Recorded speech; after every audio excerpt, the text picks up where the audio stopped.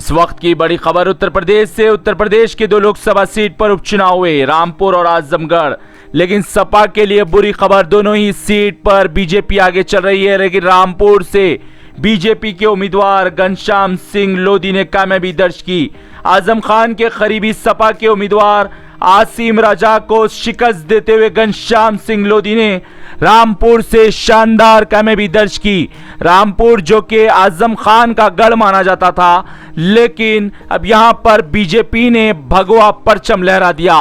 रामपुर से शानदार कामयाबी बीजेपी ने दर्ज की। आजमगढ़ लोकसभा सीट से भी बीजेपी बहुत ही आगे चल रही है और दूसरे नंबर पर सपा के उम्मीदवार धर्मेंद्र यादव और तीसरे नंबर पर बसपा के उम्मीदवार शाह आलम उर्फ गुड्डू जमाली। लेकिन आजमगढ़ से भी बीजेपी आगे चल रही है।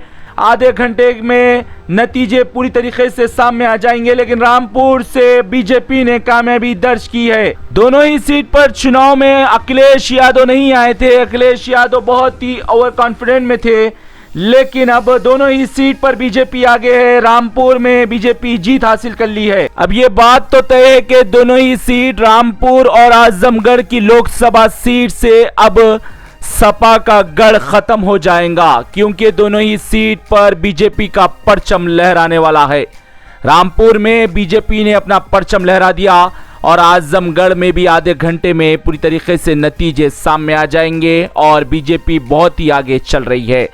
शाह आलम उर्फ गुड्डू जमाली मुबारकपुर विधानसभा से उत्तर प्रदेश के विधानसभा चुनाव में हिस्सा लिए थे मजलिस के टिकट पर, लेकिन हार के बाद बसपा से वो मैदान में थे उपचुनाव में, लेकिन इन्हें अभी भी कामयाबी नहीं मिली। तीसरे नंबर पर बसपा के उम्मीदवार शाह आलम उर्फ गुड्डू जमाली को शिकस्त हुई और दूसरे नंबर पर सपा है तो पहले नंबर पर बीजेपी है। बीजेपी दोनों ही सीट पर अपना परचम लहराने में कामयाब हो गई है। आपको बता दें, आजमगढ़ और रामपुर दोनों ही लोकसभा सीट सपा का मजबूत गढ़ और मुसलमानों की बड़ी संख्या।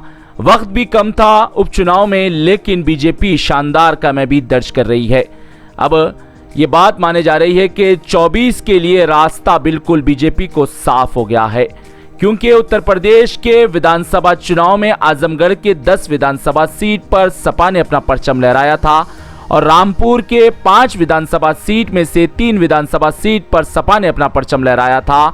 आजम खान जेल में रहने के बावजूद भी शानदार कामयाबी दर्ज किए थे, लेकिन इस मर्तबा आसिम रजा को शिकस्त हुई और बीजेपी ने अपना परचम लहरा दिया। आजम खान का पूरा परिवार आसिम रजा को जिताने के लिए एड़ी चोटी का जोर लगा दिए थे। अखिलेश यादव भले नहीं आए थे, लेकिन आजम खान पूरी कमान संभाले हुए थे। उसके बावजूद भी रामपुर की लोकसभा सीट से बीजेपी का परचम लहराया है। ब्यूरो रिपोर्ट, भारत की तरक्की। एम टॉप बैंक्वेट हॉल है। मजीद जानकारी के लिए स्क्रीन पर दिए गए नंबर पर राब्ता कर सकते हैं।